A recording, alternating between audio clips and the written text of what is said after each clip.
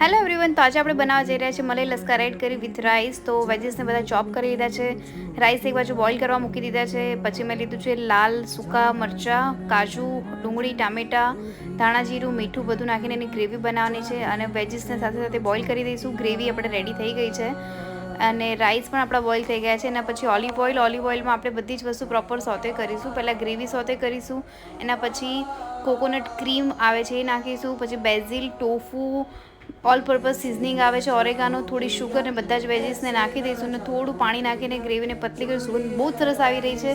ઘરે જરૂરથી આ ડિશને ટ્રાય કરજો. Finally, my healthy bowl is ready and full of protein, full of vegetables.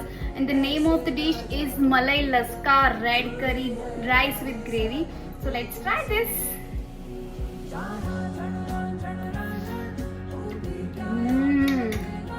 Delicious.